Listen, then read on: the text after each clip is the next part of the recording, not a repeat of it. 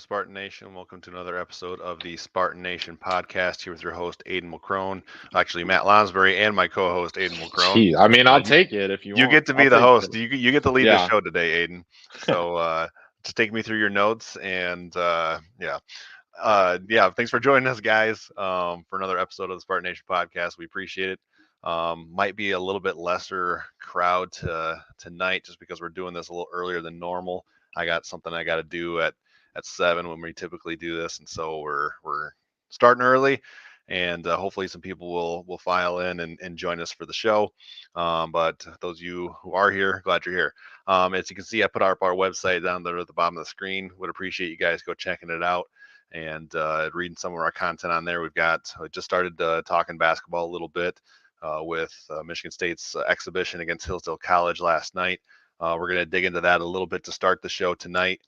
And then we'll go through our normal game breakdown for Michigan State at Minnesota, as well as mixing in our usual over-unders, Big Ten at a glance, and place your bets on some of the best games around the country. And with that, Aiden, we'll dig into a little bit of Michigan State basketball. We got our first real live look at the Spartans on the hardwood. Were you able to watch the game at all? I know it was on like BTM Plus or something like that. So how much of the game were you able to take in, Aiden? I watched the highlights after. I Okay. wasn't able to watch the game, but Yeah, I no, know you were. I know you were there, so you can yeah, take the I was lead there on it. at the Yeah. game. But no, I kind of figured, given the fact that it was on BTM Plus, I figured, probably hadn't watched a whole lot. But yeah, the highlights, and obviously, a Division II opponent in Hillsdale College, so there's a limit to what you can glean from from a scrimmage like this. But I was, very impressed with a few different guys. And I guess I'll start with kind of the observations that I had in my story that I wrote last night. I guess the first thing was just the veteran lineup that starting lineup that Tom Izzo threw out there to start the game. Wasn't surprised by this. Tom Izzo was kind of notorious for going to his veterans, and I think it's a lot. These guys have played a lot of basketball together. When you talk about AJ Hoegard, Tyson Walker, Jaden Akins, Malik Hall, Madi Sissoko, those guys get the start.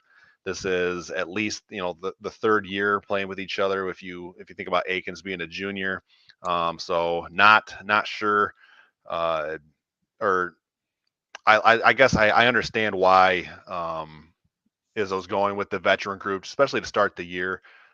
Maybe at some point we'll see some of the younger guys earn roles in the starting lineup, but wasn't surprised by the starters there.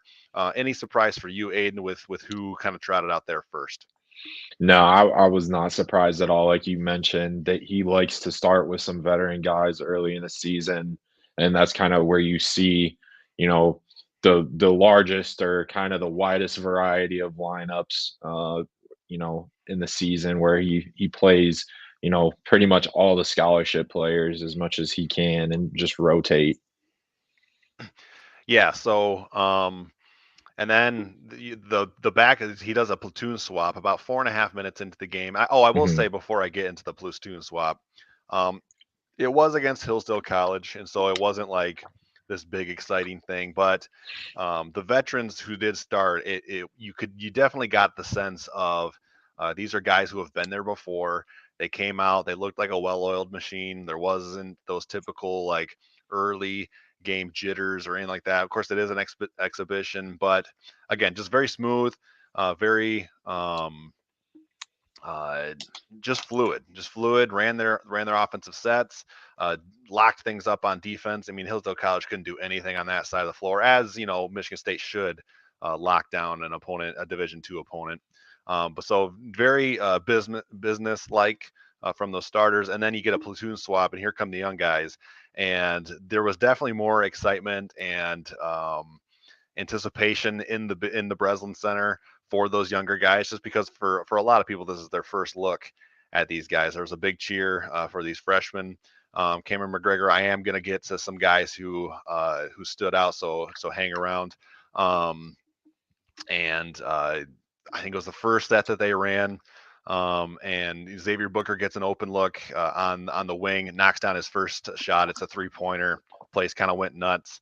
That was kind of our first look at Xavier Booker. Then Trey Holloman comes down. I think the next possession he hits a three, and then it was just kind of off to the races from there. So um, my first like observation in the piece that I wrote yesterday was, veteran starting lineup. My second observation was the backups are pretty good too. Like the depth that we have talked about for months now, it definitely showed itself in this game. You can see the 10, 11 guy rotation that Izzo's going to be able to utilize this season, and that was good to see. Um, as far as individual performances that stood out, I had three that I wrote down. The first one has to be Carson Cooper, the sophomore center, a 7-footer. He doesn't look like that skinny. Uh, Once upon a time was considering redshirt kid that he was last year. Looks like a veteran, and frankly, he was the better of the two centers on Wednesday night. His offensive repertoire has definitely gotten better. He looked very comfortable down there in the post, and then his height and his length is going to be a problem for teams as well. So talk about Cooper a little bit, Aiden. What you saw from him from those highlights, what stood out? Yeah, I mean, like you mentioned, he was gonna redshirt last season, and then the lack of depth at the the front court at the center spot, got him to play. He got some minutes, and I think that actually has helped him or kind of you know, bounced him like up or motivated him some more this season to really kind of transform his body over the off season. He looks more physical and obviously the 13 points, but those 7 rebounds also that goes a long way, especially with the rebounding trouble they have had kind of in the last 2 to 3 seasons where they really are looking for that kind of center that kind of, thinking back a little bit, kind of like a Matt Costello or even, Draymond Green, who's going to get you, a bunch of double doubles. And we saw that with Joey Hauser, but it really took him a long time to kind of Sure. get to, the point he was at the end of last season. But the fact that Cooper is kind of being more physical on the boards, as a sophomore, that's huge. And we've talked about this, kind of when we've talked about basketball before. But the other thing is that front, the backcourt, the guards are going to do a lot of the scoring, and getting more possessions and just having those, Sissoko and Cooper and Kohler just grabbing rebounds, that goes a long way. And that's a big, really important thing, and I think Izzo really values that as well. Yeah, I'm going to go on a bit of a limb here, and it's probably irresponsible to do based off one scrimmage against a Division II opponent. And I will note about Hillsdale College, they didn't have the guys who could match up with either Carson Cooper or Monty Sissoko. There's the size differential there was insurmountable if you're a smaller Division II program like that. But I will say, we have a pretty good idea of what Monty Sissoko is at this point in his career. He has gotten better year over year and become a more consistent player. I thought he did take some strides last year. Um, but I will say, I think at some point, I think Carson Cooper is going to be Michigan State's starting five, uh, their starting center at some point. I could be wrong about that, but just the vibe that I get, part of that is also due to the fact that Jackson Kohler is going to start the year sidelined a little bit with his foot injury. They're hoping to get him back by a little before Christmas, is kind of what the press release said when they announced he was going to be sidelined for a while. And so that kind of gives Cooper a leg up there over Kohler a little bit. And I just think his basketball, it's really what he brings on the offensive end potentially, I think, is going to overtake Sissoko at some time. Again, it's a hill to climb because Izzo does like those veteran guys, but I think at some point, I think Cooper is just going to force Izzo's hand at some point. But that's me kind of going on a limb. Moving on to some other performances, we'll get into the freshmen a little bit here, as Cameron McGregor asked about.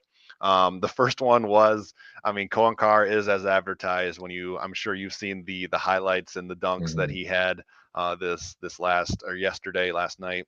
Um, his first one comes off. He steps in front of a pass, gets his hand on a pass, comes up with the steal.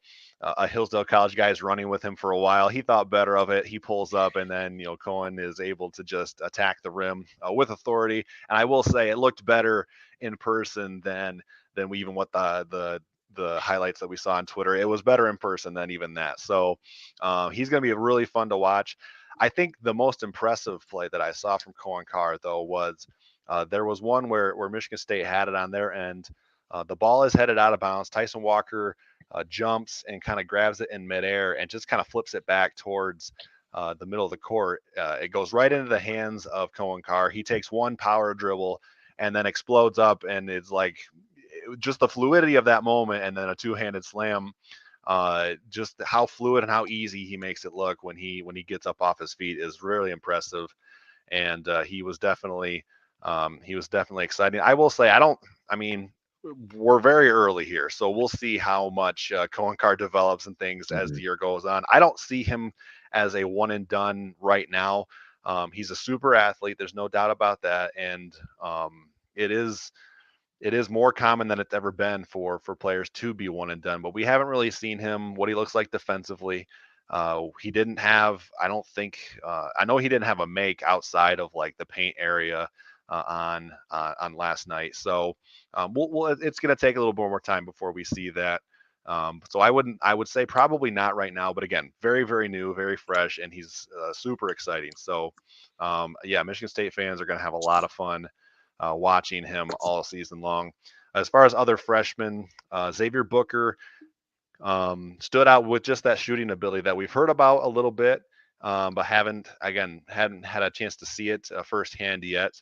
My one of my questions, or probably my only nitpicking question I had about this team going into the year was uh, Joey Hauser's ability to stretch the floor from a forward spot. That's missing now without him. Now, I don't think we should expect Xavier Booker to come in and do what Joey Hauser did last year, which was shoots 46% from three. I mean, that's red hot from out there.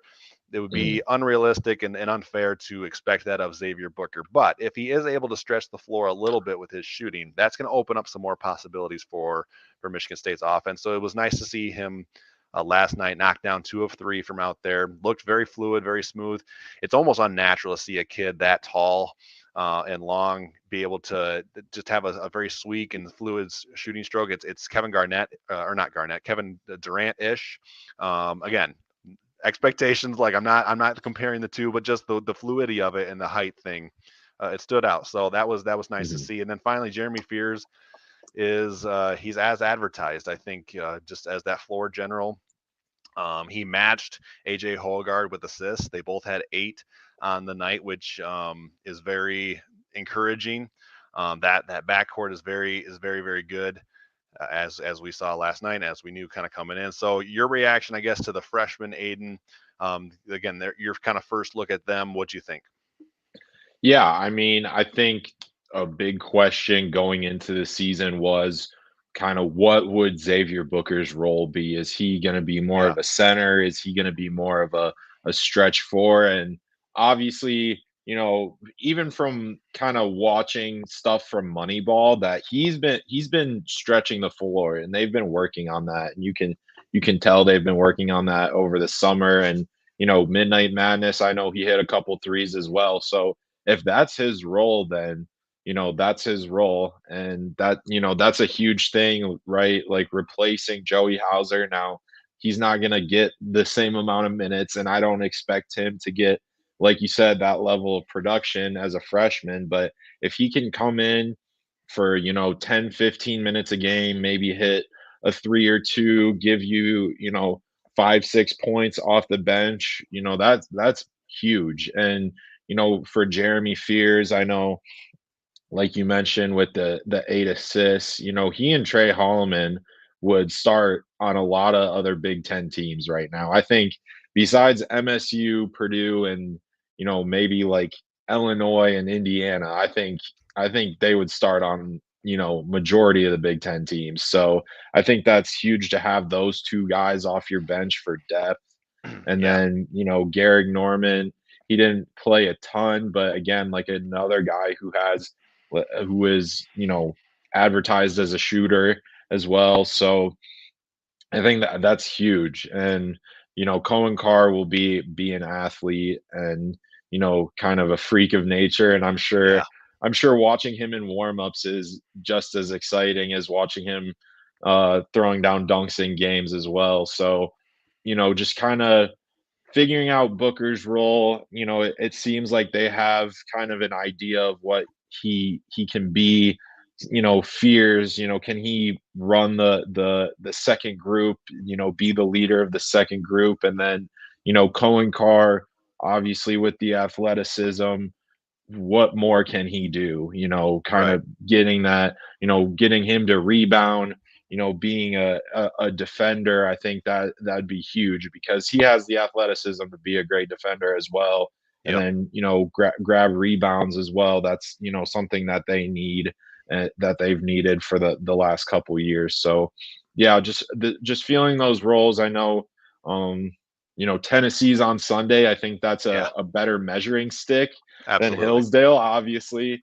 And then, after Tennessee, you got, I can't remember who they open up with. I think it's James Madison. And Right. then, you get into Duke with the Champions Classic and everything. So, it's they're being thrown into it immediately. Sure. And Tennessee is a top 25 team. So that's definitely gonna be a better you'll get a better sense of kind of where the roles are in terms of kind of minutes distribution and who's running with what group. Yeah, no, that's well said, and that it will, like when we see that on Sunday, Mhm, that'll be more revealing. That game or that scrimmage will be on Big Ten Network, the proper channel, so more people will be able to tune in and watch that one. And it's the nice thing about playing. I think Tennessee's coming into the year number 9 in the country.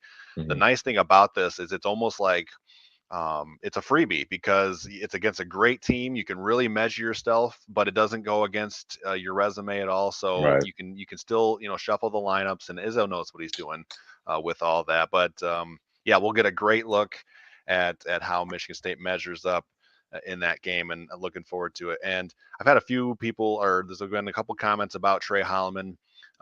He really stood out as well in this game, and I think he drew some kind of comment from Tom after the game about maybe being the most impressive player who played last night, and he was one of my observations. We talked about this offseason leading into the year, just how loaded that backcourt was with Akins, Walker, Hogard, and then you bring in a 5-star like Jeremy Fears. We kind of wondered, is Holloman going to be the guy who's left out? Not based on what we saw last night. Again, take the opponent into consideration, but he scored 9 points. He looked very confident on that three that he knocked down. I think he had 9 points, 4 assists. And so he's very capable of running things as well. And the one thing that he really was good last year, he got into had some bad fouls at times, but his on-ball defense was very good, and he's good about moving his feet. He got a little handsy at times, but that's always been there, I guess, is my point. If he can bring in some more confidence and ability on the offensive end, like he kind of flashed last night, he's going to be part of this rotation as well, and that opens the possibility for Michigan State to be very aggressive with its guards defensively. Louisville for years under Rick Pitino, they had like a 3/4 or sometimes even full quarter or full court press with their guards. I'm thinking about Peyton Siva and Russ Smith back in the day, that team that went on to win a national championship. But just being aggressive and you can really wear teams down with that pressure in the front court throughout the game. And Michigan State is going to be able to do that with just the amount of bodies that they have in those areas. I think Hogard's probably the one that you don't want to get into foul trouble, just because with the bigger body, he can do more defensively, guard some threes as opposed to just the opposing team's point guard. So, but the other four body type is wise, they're very similar. So, interested to see how Izzo utilizes that a little bit, and I was impressed by Holloman. Um, Further thoughts, I guess, from what you saw, your own observations from the highlights and things, Aiden. Yeah, I mean, I feel like I've been, pretty optimistic about Trey Holloman kind of since he got on campus. Obviously, he's a really good defender, and I've felt confident that he's, one of the better defenders on like in the front court, on this team. So the fact that he's kind of getting it together offensively, that's huge. And that just adds to the depth. And again, that Izzo really likes depth, and having that, they didn't have that the last 2 years, and now they can go pretty much 10 deep if they want. So that's definitely huge, especially kind of with some guys that are they look more ready than we kind of expected in October. And that's also a big thing because how Izzo is with scheduling. He wants to schedule, some tough teams early. Like I said, Duke, they got Arizona, Baylor's on the slate as well. So just having those tough teams, having those guys that they look more prepared and kind of ahead of schedule in October is a big deal. Yeah, Keys to Wisdom was asking about Holloman's weight. He's listed at 180 on the website, but I couldn't find what he was listed at last year, so I don't know how much he's gained from a year ago. But yeah, he looks like he's taking strides as most players do, year one to year two. So yeah, just further reinforcement of the idea that Michigan State can rotate a lot of guys in the backcourt and be really solid with whoever they throw out there. We'll see how Fears looks on Sunday because obviously a tougher opponent, top 10 opponent. You go from a Division two. Where it's probably much more relaxed and things like that. So we'll see where he's at Mhm. a little bit more, I think, on Sunday, and that goes for the post too, as far as like Monty Sissoko and Carson Cooper, who kind of had their way with Hillsdale as expected. We'll see what they look like once they pick on some of your own size type thing. We'll see what it looks like when those guys are out there. So with that, I don't have anything else basketball wise. If you don't, Aiden, we'll move into football. Yeah, I mean, I'm just really excited for the game Yeah. against Tennessee on Sunday as well. Yeah, we will. I'm planning on attending that. So we'll see what that does as far as our podcast on Sunday. Maybe we can, because it's a 3:30 tip for basketball, we might be able to do a podcast Sunday night. We'll play that by ear, but be on the lookout for that. All right, with that, we'll move into football and talk about the upcoming game against Minnesota. This is the 49th all-time meeting between Michigan State and Minnesota. That number seems low for me. You think about two teams that have Mhm. been in the Big Ten for a long time, but only the 49th all-time meeting between the two. Michigan State holds a 30-18 lead in the series, but Minnesota did win the latest version. That was the 34-7. Really a beatdown of Michigan State last year, where they punished the Spartans with their run game. But Tanner Morgan, starting quarterback for Minnesota, he's gone. Mo Ibrahim, he was the star running back from last year's team. He's no longer there. He's in the NFL somewhere. I'm not sure who, but who picked him up. But it's a very new look Minnesota team. They are coming off of an upset over Iowa last week, a controversial one with the fair catch on the punt that was returned for a touchdown by Iowa, but nonetheless Minnesota pulls it out. So um, early thoughts on this game, Aiden. The line is Minnesota -7 right now, so Michigan State's a touchdown underdog, and not a lot of points expected in this one. The over/under is set at 40.5.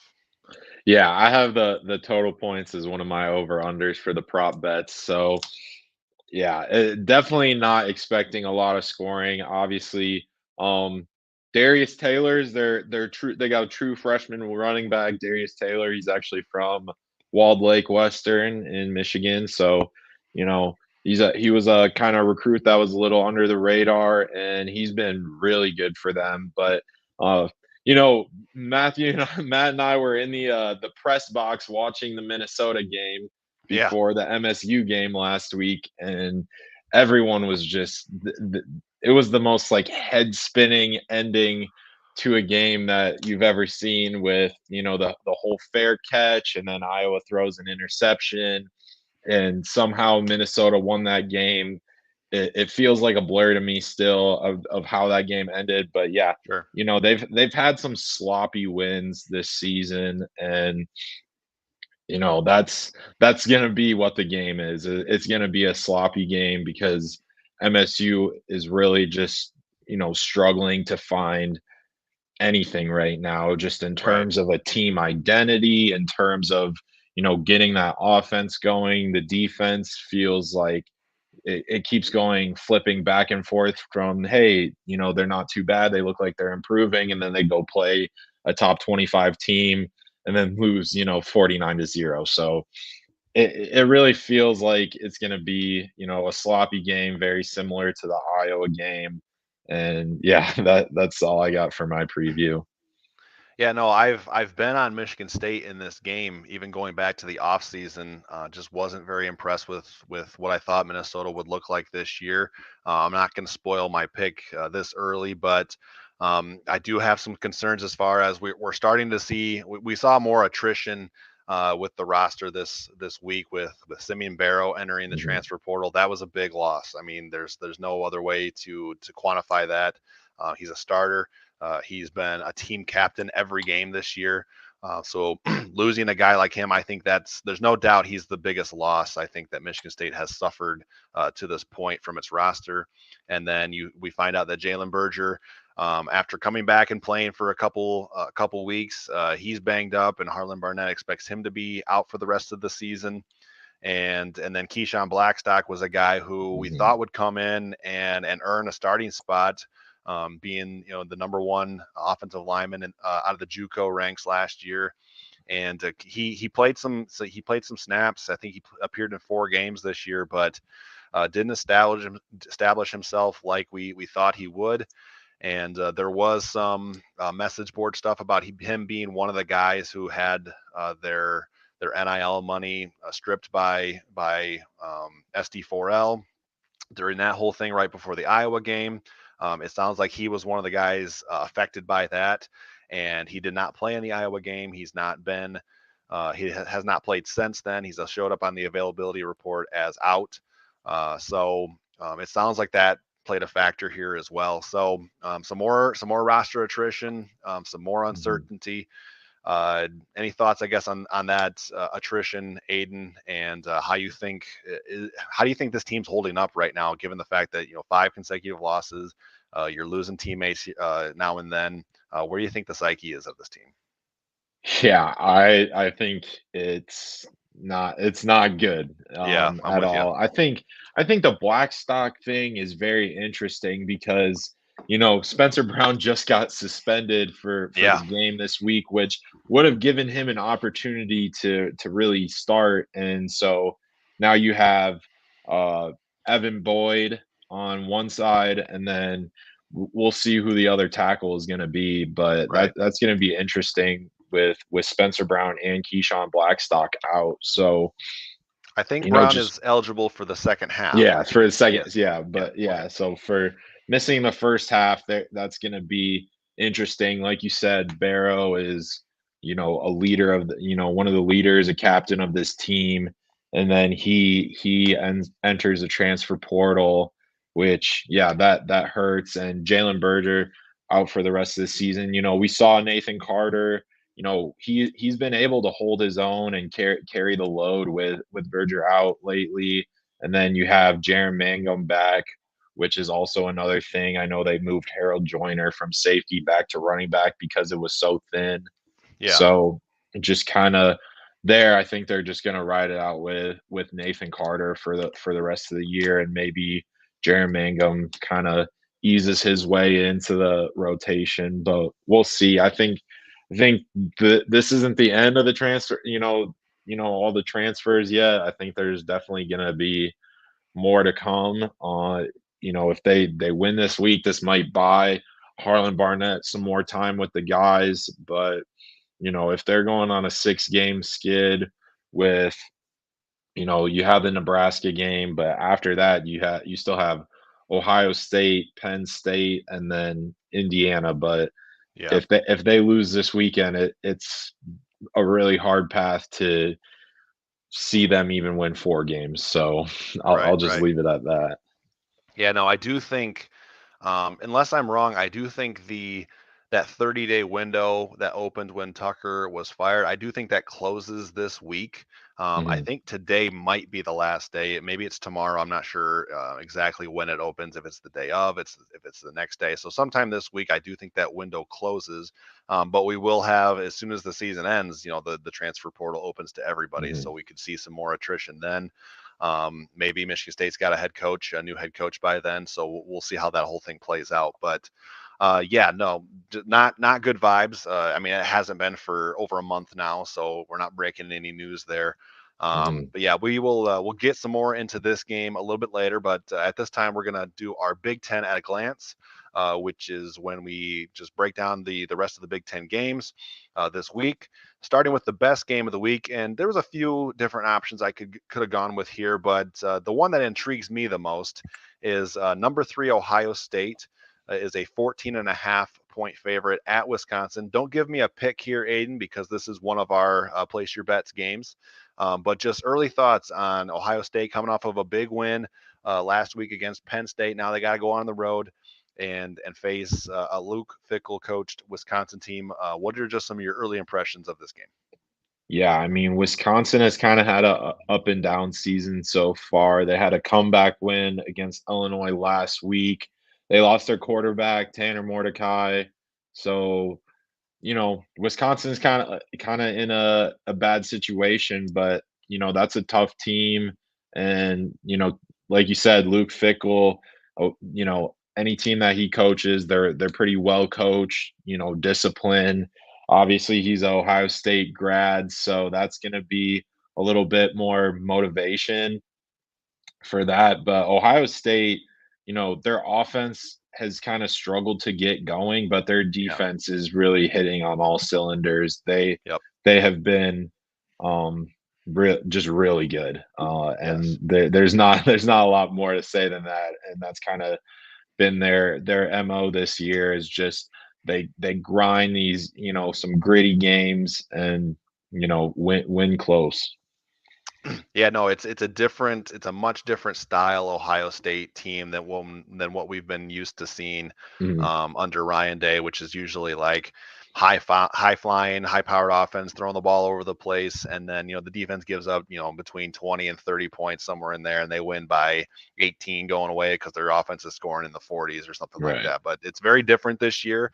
It's been uh, it's just weird to turn on the TV and see Ohio State winning games 20-12, or earlier in the year against Notre Dame, I think it was maybe 17-14 or something like that. So Mhm. it's been strange, but they're still good. That we do know that. So um, the worst game in the Big Ten this week was pretty easy to point out. Indiana at number 10, Penn State. Penn State's a 32 and a half point favorite in a conference game. That's crazy, but it kind of speaks to where Indiana is at as a program. I think Indiana is really bad.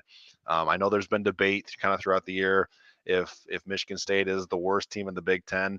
I'm not ready to put them down there yet. I still think, despite everything that's happened, I still think Indiana is the worst team in the Big Ten. But uh, any any any inclination at all, Aiden, to check out this game between the Hoosiers and the Nittany Lions? No inclination. I am interested into what Penn State's offense, how they're gonna react this week That's fair. because they had a lot of trouble moving the ball, which is something they didn't have problems with, the rest of the games this so far this season, but kinda how do they bounce back? I know I think they have Michigan next week too, so Yeah. just kinda seeing where they are. Have they kinda given up, or do they still have the playoff aspirations and the potential to still win the Big Ten? Yeah, I think it's a couple weeks before Michigan. Michigan's got the bye and then plays Mhm. Purdue, and then so it's a couple weeks out. Oh, yeah, But okay. yeah, where are they going to be at mentally coming off of that Ohio State game? Because Mhm. we heard about all through the offseason that this was potentially James Franklin's best team, and just the big question was, could you get over the hump against Michigan and Ohio State? Well, 0 for 1 so far, so we'll see where they're at mentally going into this game. So all right, and then the other ones, there was just a couple others this week, Big Ten games. There's a few teams that are off. But Maryland's a 14-point favorite at Northwestern, and Purdue it travels to Nebraska, and the Huskers are a 2.5-point favorite.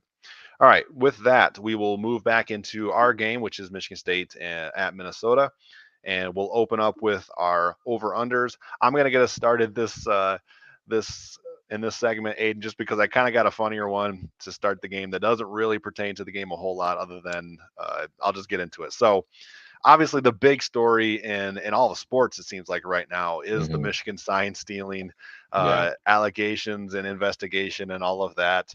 It's certainly the talk of college football right now. And so I have an over under for the television broadcast. Now, neither one of you or I will be over in Minnesota this weekend. So we both be taking the game in from the TV. So I have the over under set at 1.5 mentions of the Michigan sign stealing scandal in the Michigan State Minnesota game. Is it going to be mentioned more than 1.5 times? I'm gonna take the over. I All feel right. like it could be a drinking game if you wanted it to. Just for not even for the MSU game, but for any game this week, I think Sure. that Michigan, the sign stealing and kind of who was associated, what teams were kind of asking Michigan for the film that they were kind of distributing, and what teams were victims, I guess you could say, of the sign stealing. So I'll definitely take the over on that. Yeah, no, I think one was a pretty good bet just because Michigan State played Michigan last week. And so Hmm. when, you know, how at the beginning of a broadcast, before the game kicks off, there's typically that, Michigan State's coming off of a loss to Michigan. So it's going to get mentioned at least once right there. That's kind of why I had the one in a hook. But yeah, you're probably right. It's probably going to come up again sometime during the broadcast, maybe multiple times, like you said, maybe even drinking game worthy. So, yeah, I'm with you. I will. I'll take the over as well on 1.5 mentions of the Michigan sign stealing scandal during the Michigan State Minnesota broadcast. With that, we'll open it up to you, Aiden. All right, so my first one is just the over under on total points. It's set at 40 and a half. So 40 yeah. and a half. Um, I'm on the under for the over under this week. I question both offenses. Certainly, after watching Michigan State's offense throughout the whole year, I don't. I'm certainly not expecting any kind of scoring explosion, and Minnesota's offense doesn't really scare me either. So yeah, I'm going to take the under on 40 and a half. Yeah, I will also take the under pretty convincingly on that. So, I mean, Minnesota only scored 12 points against Iowa, and they've kind of struggled to score in previous games. They scored 10 against Michigan, uh, scored 13 against North Carolina, 13 against Nebraska. So, I'm not really sold on them in any way, shape, or form to kind of just gash this defense. And I do think this defense is still, even without Simeon Barrow, I still think it's going to hold up all right. So I'll take the under on that. Yeah, no, I agree with you. The 10 points that they scored against Michigan, that's the most any team scored against Michigan this year. So maybe no, I'm kidding. Uh, yeah, I'm not going to open that door any wider, but Yeah. but no, I'm with you on the under 40 and a Mhm. half. All right. A guy who's played really well even these last few weeks when things have really kind of gone off the rails is Aaron Brule. He's really stepped up his game even further after Jacoby Windman went down for the season. I think he did have. Well, I don't want to say that because I think he might have had a sack last week. Not sure if he did or not, but I have an over and under for him with sacks, and I'm going to set it at 0.5. So essentially, does Aaron Brule get a sack on Saturday against Minnesota? Oh, sure. Yeah, I'll take the over on that. I think he's done well. They've found ways to get him, in the backfield and kind of add pressure from different points of the field as well. I think, they've mixed him around. He's been really kind of a Swiss Army knife in a way of just they need him to play end, and then they need him play inside, they need him play outside. Kind of they've moved him around. He's been pretty versatile since Jacoby Windman went down, like you said. So I'll take the over on that. Yeah, no, I'm with you as well. I think he will come up with at least one on Saturday. Jr. Junior's with us on that. Um, yeah, he's like I said, he's played really well. Been impressed with him. He's also been one of the vocal leaders. You know, people who are Mhm. one of the players who's gone in front of the media on multiple weeks here and handles himself very well. Definitely a mature guy. So, um, yeah, I'm with you on that. All right, hit me with your second. And for the audience, we're only doing three over-unders a piece this week just because we do have a bit of a time crunch. So hit with your second one, Aiden. Yeah, so for over under second one, I'll do over under 150, or I guess I can set it at 149 and a half passing yards for Caden Hauser. Okay. So does he get to 150 or not? Yeah.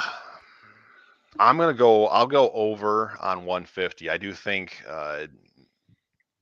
I think this will be his best performance as far as like a statistical measurement, which not a super high bar right now with I think the previous one being Rutgers. I think it was like 133 or something like Mhm. that. So, but no, I think we do see him. I don't want to say flourish, but the playbook opens up a little bit for him. So I will go over 150 for Kate Hauser. Yeah, I don't want to be like, glass half empty, but I'm gonna go under on this. I Okay. think, the struggle last week, and then the Rutgers game. He did play well against Rutgers, but he still only threw for 133 yards.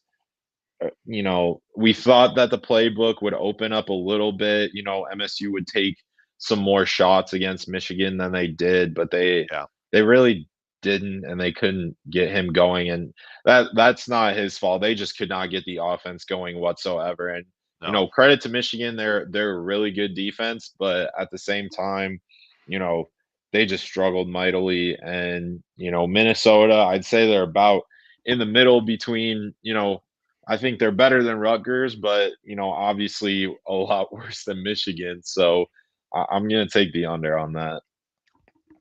Yeah, wouldn't be shocked by it, but again, I'm Mhm. kind of waiting for that door to open a little bit more for him. So maybe we'll see it this week. My third one is actually also a Hauser one, so a good transition Okay. there. And mine's in the total touchdown department. So not necessarily passing touchdowns, but total touchdowns department. We did see him run for one earlier in the season, and I'm setting it at one. So like the push is available. So one total touchdown under push or over one total touchdown for Caden Hauser. I'm gonna go push on this. I Okay. think, yeah, I don't want to give away my score Okay. with that, but I do think it's a push, and they just get one. Yeah, I'm with you. I'm gonna go with the push for Caden Hauser too. And my inclination would be it'll be a passing touchdown, but again, we both are expecting low score games. So it seems like to set this at 1.5 was too easy. But even to set it at half of a touchdown seemed like too obvious as well. So we're both on Mhm. the push there. All right, you should have one more. Go ahead and hit me with it. Yeah, so my next one is Nathan Carter rushing yards. I set the over under at 75. With Jalen Berger out, like we talked about, he got a lot more touches when he was out. So I thought he did better when Jalen Berger was out as well. I think he had a better rhythm, and just kind of the fact that he knew that he would be on the field pretty much at all times. Yeah. It looked there was a comfort level, and I'm not gonna sit here and say, he wasn't, comfortable against Michigan, because again, Michigan's a really good defense, so there's no Right. like blame on him. But I think, yeah. So where are you at with that over under 75? Yeah, I'll take the over on that just because again he will be the feature back this week to your point, and I think there is something to be said about rhythm for running backs. Mhm, You want to keep guys fresh, and so flipping guys back and forth, there's something to be said for that. But um, being as you pointed out, being the guy. it can also help with that a little bit too. So I'll take the Mhm. over on that. I think he kind of his numbers have come down after these last two games, but again, Minnesota, it's hard to say. I was going to say solid team. I think they're a solid team, but in the Big Ten West, it's really hard to even. Yeah. It's a whole different scale that you judge teams on. So no, I do think he gets going a little bit more this week, and 75 I think is reachable. Yeah, the Big Ten West is just hectic and Yeah. unpredictable. I'm gonna go under on this, and I don't want to go under, but I do feel like it's gonna be under 75. I think it's gonna be just a really sloppy game, and yeah, just it's gonna feel like a stalemate almost Okay. for throughout the game, and I don't want to get into my.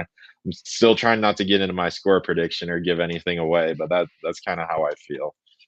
Well, you've given a little bit away because Yeah, you're under 150 passing yards. You're under 75 rushing yards yeah, for Carter. So we're getting a bit of a picture here. Unless there's a special teams touchdown somewhere in there, Aiden. I Oh, got a I'm pretty good sure idea. it's gonna be a Minnesota punt return Well, that's a touchdown, pretty good. but That should have that's been one of our. That should have been one of yeah, our under over unders was half of a touchdown for or Minnesota on special teams. So. yeah. Um, I wanted to address eggplant. Yeah, sorry about the early start. There's somewhere I got to be this evening. Eggplant, if you do want to, when we're wrapped up here, we did talk quite a bit of basketball at the start of the show. So if you want to go back and watch that, that would be great.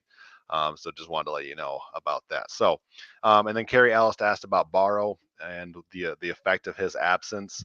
Um, defensive tackle is an area where at the start of the year they had quite a bit of depth. It's taken a hit now, but they do still have Jalen Sammy. I think is healthy, and then Maverick Hansen is in there. Derek Harmon's still playing, Mhm, so they have still some depth there. But you take a starter off the field and a guy who's been a team. I think maybe even the leadership portion of it might be more. I don't want to. I don't necessarily want to say that because he's good on the field as well. But like it's a two pronged problem, I guess if you want to put it that mhm. way. So it does have an impact. It hurt your rotation. You could see late in the game this affecting the stamina of guys. So I think it does. I think it does have an impact. And we'll see how they react to it. Anything to add on that, Aiden? Yeah, 100%. I think the leadership is definitely gonna be impactful. I think, Harlan Barnett's talked about kind of vocal leaders in the locker room with, everything that's going on and, how much they're losing. So I think I would like to assume that Simeon Barrow was one of those vocal leaders. So the fact that he's gone now, I think that's a big loss. So we'll see how that goes on throughout. But yeah, in terms of production, they have a lot of good players up front. I really am a fan of Derek Harmon. I think he's a really good player that's kind of improved, but kind of figuring out who that other guy is going to be. Like you said, is it Jalen Sammy or Maverick Hansen or, who is that, second starter? Yeah, no, I'm with you on that. So with that, I think we'll move into our next segment, which is place your bets. This is where we look across the country as a whole and make predictions against the spread on some of the best games of the week. And so we'll get started with that. I do have our updated standings as far as I went back and I got it all recorded. So I know where we're at, Aiden, as far as our records.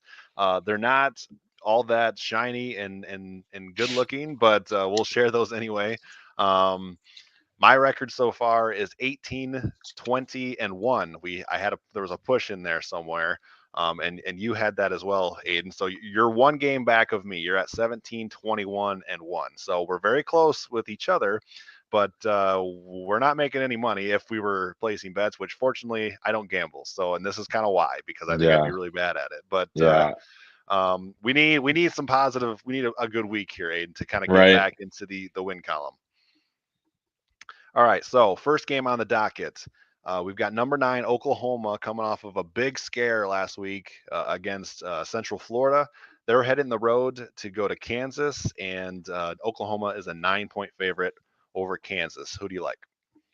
Yeah, I'm gonna take Oklahoma to cover. I think that, that might have been a small blip or kind of a, sleeper game after playing Texas. So I think they get back on the right track. I know Kansas has been pretty good. They got a good offense, but I think Oklahoma will get it done and cover the 9. Yeah, when I first saw this game, I was like all over Kansas. It's like, yeah, I'm going to take Kansas in this one. But then I thought about the fact that Oklahoma did get a really big scare last week, and that makes me question it a little bit. It's like, okay, do they come back motivated because of how close last week was? But I'm going to stick with that initial gut feeling, and so I'll take the Jayhawks to cover the spread this week. I do wish the quarterback, the name of the quarterback's leaving me at the point, but they got a backup quarterback, but he looked pretty good. Jalen Daniels was, Yeah, yeah. Jalen Daniels is out. Jason Mhm, Bean is the backup, but he's got some mobility as well. So I'll take Kansas to cover, but I do like Oklahoma to win. mhm. All right, moving on to our next one. Number one, Georgia. We'll see what they look like without star tight end Brock Bowers. They play Florida in a rivalry game this weekend. Neutral site game. It's in Jacksonville. The world's largest cocktail party, I think, is the name of this Yeah, rivalry, which is just yeah. awesome. College football has the best rivalry names. And so 14 and a half points is what Georgia is favored by in this one. So who do you like, the number one team in the nation against a rival? Yeah, I also like them to cover as well. I think Georgia will, with Brock Bowers out, Carson Beck has quietly been one of the best passers and has one of the best passer ratings in the country. I think he has the fourth most passing yards right now behind Shador Sanders, Caleb Williams, and Mike Penix. So, that's something to look out for. And obviously, with Brock Bowers out, they do have a lot of talent on the outside with their receivers. So I think they'll find a way to find their best players and get them the ball. So I like Georgia to cover the 14 and a half. I'm not really sold that much on Florida. Yeah, I'm going to go the opposite of where I was than the last game. My initial reaction was, oh yeah, I like Florida here, just because Brock Bowers isn't playing. We saw how important he was when Georgia went to Auburn, and Bowers really kind of carried them to that win. Here's my issue though. I saw Kentucky run the ball up and down Florida like they were playing against air, and I know Georgia is still going to be physical. I know they've Mhm. had some injuries in the running back room, but I do like Georgia's physicality. And on top of that, it does seem like when Georgia feels even the tiny bit, I don't even want to say threatened, but like when other people think that Georgia is threatened, they seem to play at their best. We saw that earlier in the year when Kentucky went down to Athens and it was a ranked matchup. For the first time for Georgia all year, and they just wiped the floor with them. So I think Georgia's run game is the difference here. I'll take the Bulldogs to cover the 14 and a half. Don't feel strongly about it, but if I'm gonna err one way or the other, I'm gonna go with the two-time defending national champs. So yeah, I'm Right. on Georgia this week. Moving on to our third game, we've got number 20 Duke. It seems like we've had a lot of Duke in our place your bets this Yeah. year, but there's a couple different reasons for that. Number one, they're a pretty good team with being a top ranked team. Top 25 team, and then of course we're keeping an eye on Mike Elko as well. Yeah. A lot of interest there. So number 20 Duke is at number 18 Louisville. Louisville is a 4.5 point favorite. How do you see this one playing out? Yeah, I'm gonna pick Duke to cover. I know that can be kind of based off of what Riley Leonard's kind of status is, but I'll pick Duke to cover the 4.5. Maybe we're sending some subliminal messages about Mike Elko Yeah. potentially being a Michigan State candidate with all these Duke games, but yeah, I'll pick them to cover the 4.5 and win. Yeah, no, I'm So with you as well. I'll take the points. I'll gladly take the 4.5 points, and I'm picking Duke to win outright as well. Jr. Junior is also on board with us as well. Eggplant does say, mentions yeah, that Riley Leonard was hurt. He did try to go last week against Florida. I didn't watch that game, so I don't know how much he played. It seems like he was in there for a while. yeah, Got he got banged did. up again. Mhm. Yeah, and I don't know. I know the game turned in the fourth quarter last week. I don't know how much that had to do with necessarily his injury, or if it was just kind of Florida State finding its rhythm and wearing down a team like Duke. But no, I do like Duke to cover and win the game, even if it does come by the backup quarterback there. So we're on the same page. Moving on, we mentioned Kentucky earlier in the show a little bit. They host number 21 Tennessee. Tennessee is a 3.5 point favorite. Man, last week Tennessee came out swinging in that first half against Alabama. They led 20-7 at halftime, and then all Alabama does is go 27-0 in the second half, and they win and cover the spread last week. So Tennessee, 3.5 point favorite at Tennessee. Who do you like? Yeah, I mean, Tennessee this year has been kind of just you don't know which team they're going to get. You're going to get a team where, Milton's on his game and, everyone's on the same page and they can air the ball out and run up the score and score, 40 points in, 12 minutes of time of possession. Or you're going to get, the Alabama game where the first half they score 20, they're up 20-7, but they still, left they had, you know, two possessions at the goal line that turned into field goals, and that, ultimately changed the game for them, and they didn't even score in the second half. So it's kind of which team are you going to get? But I think, it's a rivalry game for them as well. And I think Tennessee will cover the 3.5. I think Kentucky is a tough team, but I think Tennessee will bounce back from this.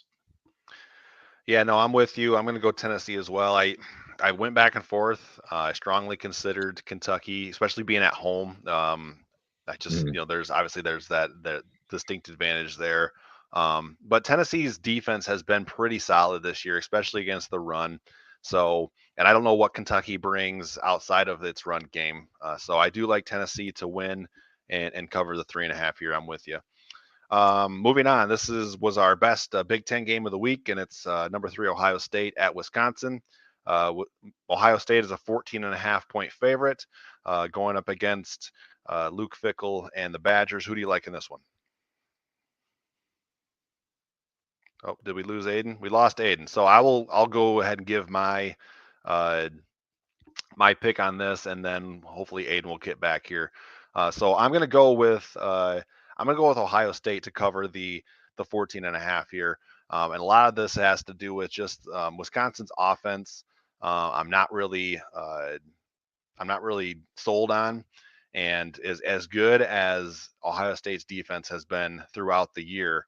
Um, I just don't trust. I just don't trust the Badgers to be able to score enough points to cover the spread. And so I'm going to go ahead and take Ohio State to cover the 14 and a half against Wisconsin. Welcome back, Aiden. And Yeah, we're talking Wisconsin and Ohio State right. here. I'm taking the Buckeyes. Who do you like?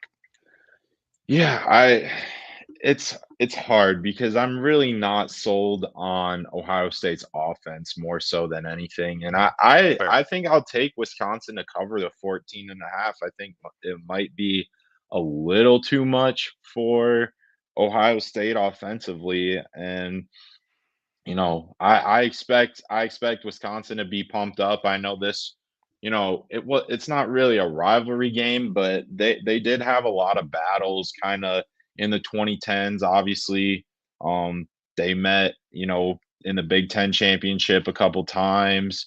Yeah. They've had some really close games, and obviously the Luke Fickle factor might play a little bit into it. So I'm gonna take Wisconsin to cover, but I still think Ohio State wins this. All right, so we're different there. All right, and we'll wrap up our place your bets with what I consider to be the game of the week, and that is number 8 Oregon is a 6.5 point favorite at number 13 Utah. Utah upsets. Well, I mean they were ranked higher than USC last week, but I think USC was about a 6.5 point favorite. So Utah does what Utah does, and that's beating USC. And uh, Man, Kyle Whittingham is such a good coach. Talk about like a guy who Michigan State would love to get its hands on as far as just a tough, gritty coach. I mean, Kyle Whittingham would be up there for sure. But he's been pretty comfortable at Utah. I don't think he's going to leave the mountains to come to East Lansing. So back to the game. Again, Oregon, 6.5 point favorite at Utah. An interesting tidbit about this game from I watched the Joel Klatt show earlier this week, and he noted that if you toss out the COVID season when nobody was in stands, I think Utah has won either 27 or 29 in a row, or again at home. So that's pretty impressive when you consider that in 2020 there were no fans, so it's hard to quantify how much of a home field advantage there was. So Oregon 6.5 point favorite. Who do you like? Yeah, I know that's some damning evidence to give me right before I made my pick, because I really like this Oregon team. So Yeah, I'm still gonna stick with it and go Oregon to cover the 6.5. I really like Dan Lanning as a coach. I think that he's done a really phenomenal job there so far.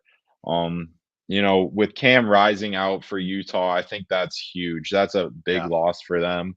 yeah. And that comeback win against USC, that's huge. And you could tell physically they just outmatched them in the end. And I think Oregon, they have really preached physicality, and you can tell that they were right in it until the end against Washington, and had plenty of chances to kind of close it out on the road. So they've been in that tough road environment already this season, and I think they, still have their eyes on, making the playoff with one loss and against Washington, and potentially, redeeming that loss in the Pac-12 championship against them. So I'm going to go Oregon to cover the 6.5 here. Yeah, I tried to trip you up a little bit with that stat that Joel Klatt threw out there, but I'm actually with you too. I'm going to take Yeah. Oregon to win and cover the spread, for a lot of the reasons that you laid out. I think they're really good. I Mhm. think even with the loss to Washington, I think they're still right in the thick of the playoff race, and so I like the Ducks. All right, we're going to move on to our final prediction, and that is, of course, Michigan State and Minnesota.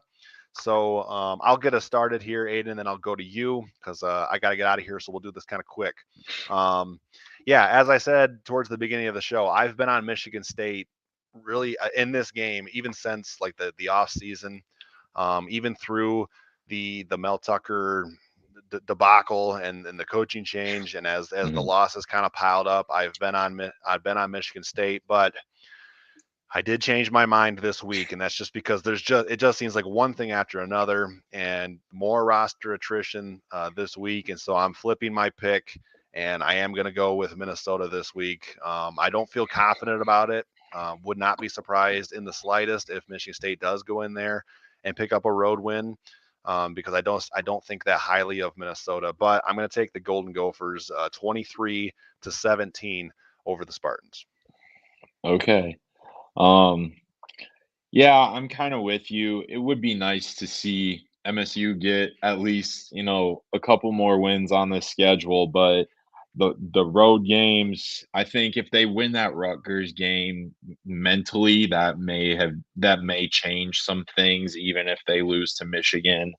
And, losing to Rutgers, or if they beat Rutgers, there's still that kind of, vision. There's a visible path to 6 wins and making a bowl game, but you know, they're looking at, you have to beat one of, Penn State and Ohio, Penn State or Ohio Yeah. State, and then you have to beat Minnesota, Nebraska, and Indiana to get there. And then with, Simeon Barrow out, we talk about the leadership as well. So that's just tough. And I think it's going to be a really sloppy game. I think Minnesota's defense is not that great. I think it's manageable, but MSU's offense also isn't the best either. So it's going to be a low scoring affair. I have Minnesota winning 14-10, Wow. and there it is, almost half of what the over under is. but Yeah, but I wouldn't be but surprised by it. yeah, your score too. I think, it's close to the over under, but I don't think I don't think it touches, even 35. Yeah, no, it does kind of seem like it has that feel of just another really low scoring, slug it out, kind of a boring game. This is kind of what we Mhm. expected to see against Iowa. I think there was actually more scoring in the Iowa game than either of us expected. But Yeah. regardless, yeah, I feel the same way. Gonna have to wrap things up very abruptly here because I do have to get going. But as always, appreciate you guys tuning in to the pod. And as I said, I'm planning on attending the Michigan State Tennessee exhibition basketball game on Sunday. Hoping to get back sometime in the evening, and maybe we'll jump on again Sunday evening and talk about what we saw from not only this Michigan State Minnesota game, but also what we saw from that exhibition. Mhm. The basketball game on Sunday starts at 3:30. It's being broadcast on a Big Ten network, so a lot of you will get your first chance to check out the Spartans as well. Looking forward to it, and we'll see you guys next time.